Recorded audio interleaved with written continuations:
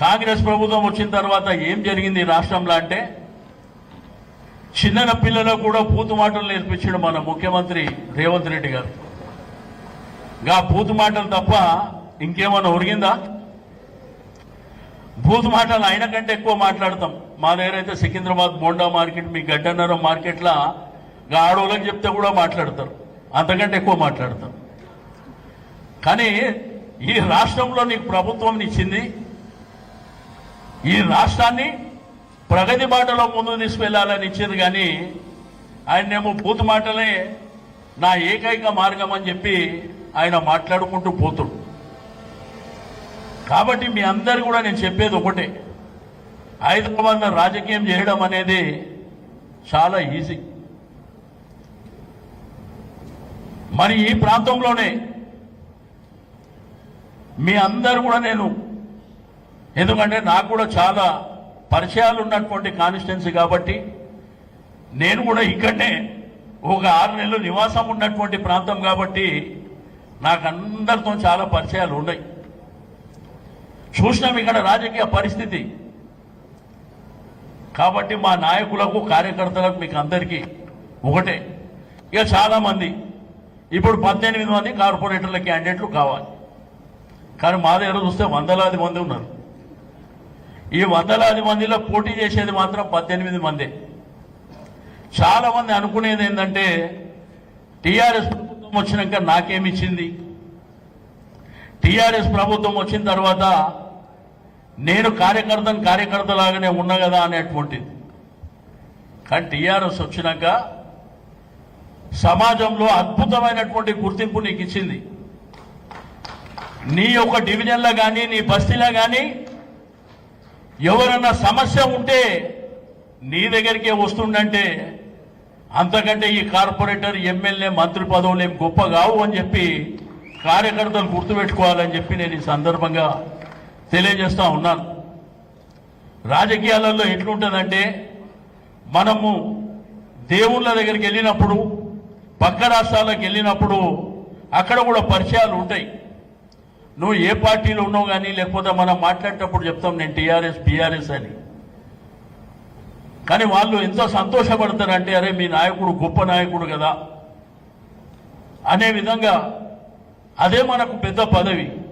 సుధీర్ రెడ్డి గారు ఒక కార్యకర్తని పేరు పెట్టి పిలిస్తే అదే మనకు గొప్ప పదవి అనేటువంటిది కూడా మనం గుర్తుపెట్టుకోవాలని చెప్పి నేను ఈ సందర్భంగా తెలియజేస్తా ఉన్నాను. కాబట్టి ఇప్పుడు ఒక వినూత్నమైనటువంటి కార్యక్రమం మనకు వస్తుంది. ఒకటేమో మెంబర్షిప్ ఉంది, వచ్చే నెల 1వ తేదీ నుంచి మెంబర్షిప్ కార్యక్రమం ఉంటుంది. రెండోది ఈ ఎస్ఐఆర్ గురించి మరి సుదీర్ఘ సబ్జెక్టు కాబట్టి ఆ ఎస్ఐఆర్ కూడా మొన్నటిదాకా మీరు కూడా అందులో భాగస్వామ్యమైనరు. దాంట్లో అధికారులు సరిగ్గా లేరు. వాళ్ళు అంగన్వాడీస్ని కానీ, మరి అదేవిధంగా స్వీపర్స్ని కానీ ఆ యొక్క ప్రాంతంలో వాళ్ళు పెడుతున్నారు. వాళ్ళకేమో యాప్ డౌన్లోడ్ చేయడానికి తెలియదు. కాబట్టి ఆ విషయంలో కూడా మనం జాగ్రత్తలు వహించవలసినటువంటి అవసరం ఉంది.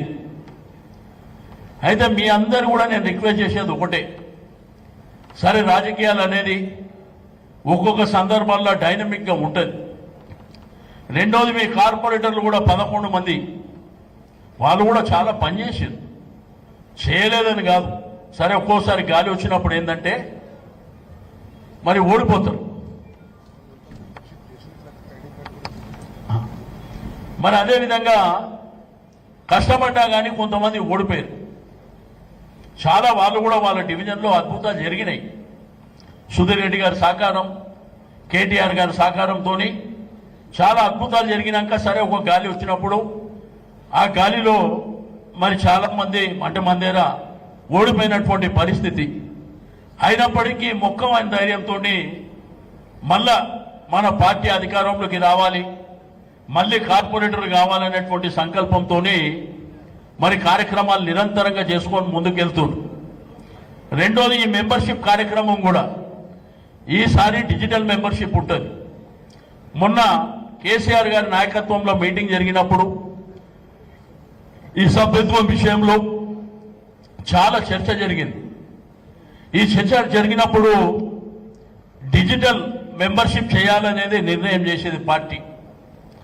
దాంట్లో చాలా అడ్వాంటేజెస్ ఉన్నాయి మనకు. మన డివిజన్లో మన నాయకులని కార్యకర్తల్ని ఒక దగ్గర జెండా ఎగిరేసుకొని మరి బస్తీలలో ఇంటింటికి పోయినప్పుడు 2 విధాలుగా మనకు ఉపయోగం. ఒకటేమో వాళ్ళ మెంబర్షిప్ చేయొచ్చు. డిజిటల్ మెంబర్షిప్ చేయడం ద్వారా వాళ్ళ పూర్తి వివరాలన్నీ నీ సెల్ ఫోన్లో ఉంటాయి. వాళ్ళ రెసిడెన్షియల్ అడ్రస్ కావచ్చు, వాళ్ళ ఫోటో ప్రూఫ్ కావచ్చు, వాళ్ళ ఐడి కార్డు కావచ్చు, ఇవన్నీ వాళ్ళ బర్త్ సర్టిఫికేట్, వాళ్ళ బర్త్ డేట్ కూడా దాంట్లో ఉంటుంది. కాబట్టి ఎప్పుడైనా ఆ డేట్ ప్రకారం మనం బర్త్డే విషెస్ కూడా చెప్పేటువంటి అవకాశం. రెండోది, డిజిటల్ మెంబర్షిప్ అయిన తర్వాత మన కార్యకర్తలకు నాయకులకు చాలా సందర్భాలలో ఐడెంటిటీ కార్డు లేదని చెప్పి చాలా మంది అడుగుతుంటారు. ఈసారి సుధీర్ అన్న ఈ ఐడెంటిటీ కార్డు కూడా మరి డెఫినెట్గా ఈసారి అందరికి ఐడెంటిటీ కార్డు వస్తుంది. డిజిటల్ మెంబర్షిప్ అయితే చాలా ఈజీగా ఉంటుంది కాబట్టి ఈ ఐడెంటిటీ కార్డు కూడా వచ్చేటువంటి అవకాశం ఉంది. కాబట్టి మీరు అందరికీ రిక్వెస్ట్ చేసేది ఒకటే, మీరు నిరంతరం ప్రజల మధ్యన ఉండండి. నిరంతరం సుధీర్ రెడ్డి గారు చెప్పాలి, కేటీఆర్ గారు చెప్పాలి, కేసీఆర్ గారు చెప్పాలి కాదు.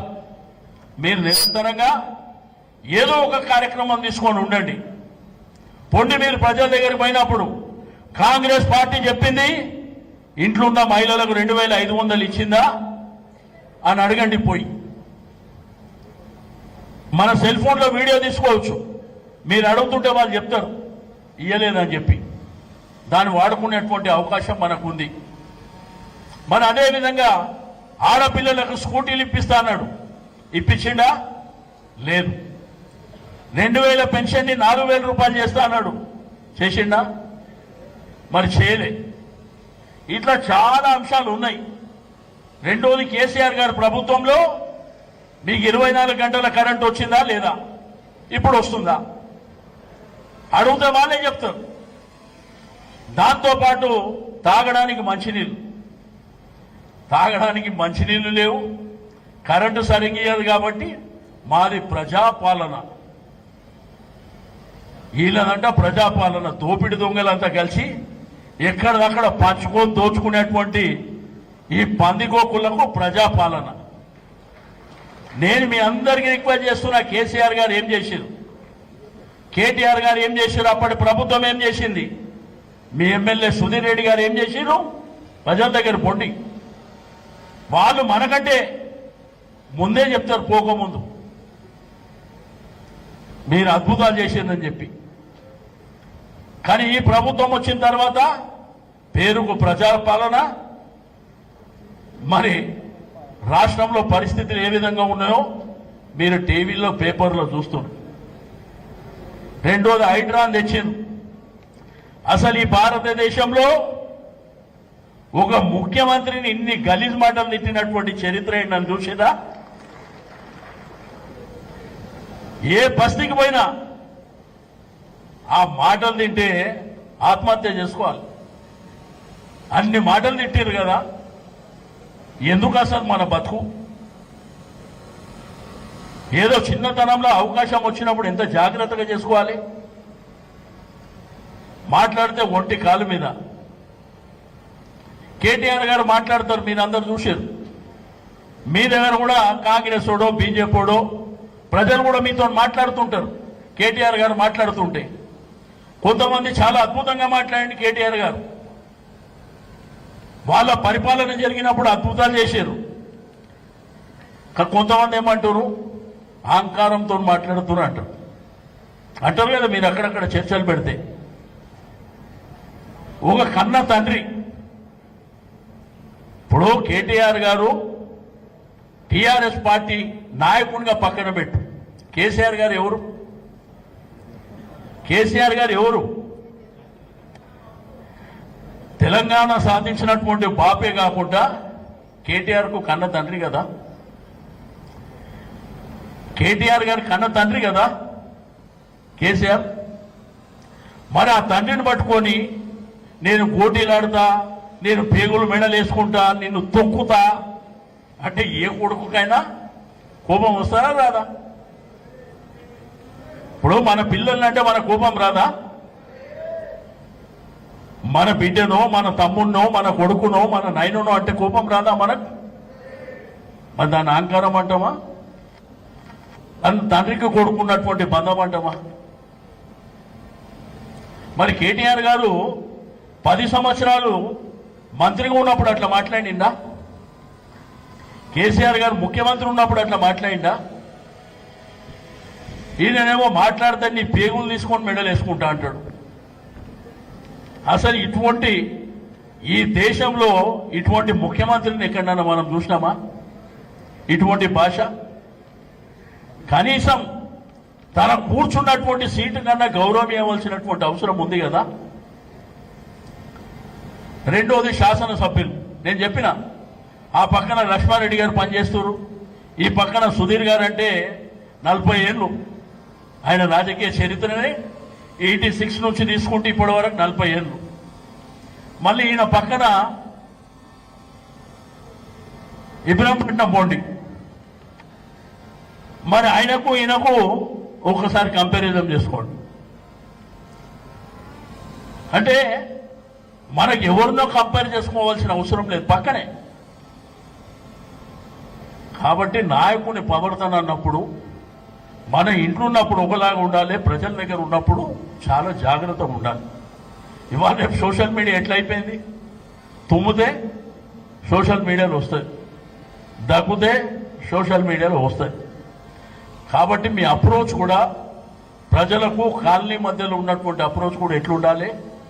మా నాయకుడు చాలా మంచోడు, మా డివిజన్లో ఈ వ్యక్తి అయితే కార్పొరేటర్గా గెలవగలుగుతాడు, మాకు పని చేయగలుగుతాడు అనేటువంటి నాయకత్వాన్ని మీరు పెంపొందించుకోవాల్సినటువంటి అవసరం ఉంది. ఇక మా అక్కలకైతే రిజర్వేషన్లు వస్తున్నాయి. మొన్న ఫెయిల్ అయింది, మళ్ళీ వస్తుంది ఇప్పుడు ఆగస్టులో. తప్పకుండా రిజర్వేషన్లు వస్తాయి, మీకు కూడా అవకాశాలు పెరుగుతాయి. తప్పకుండా ఈ రాష్ట్రంలో మహిళల కోసం కేసీఆర్ గారు అనేకమైనటువంటి అద్భుత కార్యక్రమాలు చేశాడు. చాలా మంది అనుకుంటారు నా సొంతం నా ఇంటికి ఏమొస్తే గదే లెక్క అనుకుంటారు. అది కాదు కదా.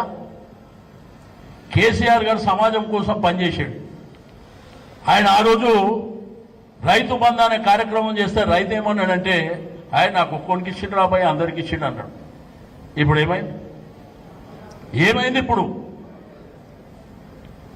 మాకు కూడా 9.5 సంవత్సరాల అధికారంలో పొద్దున్నేస్తే బిజీ, ప్రజల మధ్యన కార్యకర్తల మధ్యన ఏడికి పోయినా బిజీ. మాకు కూడా రెస్ట్ కావాలి కాబట్టి ఒక 5 సంవత్సరాలు ప్రజలు రెస్ట్ ఇచ్చారు. కానీ వాళ్ళు ఏమనుకున్నారు, ఈడ జరుగుతుంది ఇంకోటి. ఎవ్వరికి పరిపాలన మీద పట్టు లేదు, దోపిడి.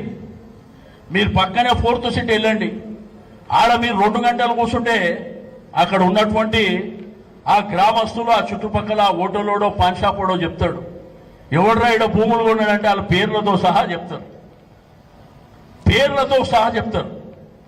ఆ దోపిడికి తెరలిపిరే తప్ప ప్రభుత్వాన్ని బ్రహ్మాండంగా పరిపాలన చేయాలి. కేసీఆర్ అప్పులు చేశాడు. కేసీఆర్ అప్పు చేస్తే ఒక సెక్రటేరియట్ కట్టిండు, ఒక 125 అడుగుల అంబేద్కర్ స్టాచ్యూ కట్టిండు, అమరవీరుల స్తూపం కట్టిండు, జిల్లాకు ఒక మెడికల్ కాలేజ్ కట్టిండు. మరి ప్రతి గ్రామంలో వైకుంఠ ధామాలు కట్టిండు, కాళేశ్వరం ప్రాజెక్టు కట్టిండు, మిషన్ భగీరథ. ఈరోజు తెలంగాణ రాష్ట్రం గర్వించే విధంగా, హిందువులు గర్వించే విధంగా యాదగిరి లక్ష్మీ నరసింహస్వామి దేవాలయాన్ని కట్టిండు.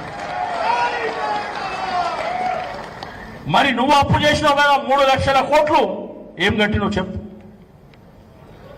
ఏం కట్టినావు చెప్పు. ఈ ప్రభుత్వం వచ్చిన తర్వాత ఒక్క ఫ్లైఓవర్ ఉన్న కట్టిందా? అవి గతంలో సుధీర్ రెడ్డి గారు, కేటీఆర్ గారు ఇద్దరు కలిసి ఆ కార్యక్రమానికి శ్రీకారం చుడితే దానికి వచ్చి రిబ్బన్ కట్ చేస్తుంది. అదేవిధంగా ఈ ప్రాంతంలో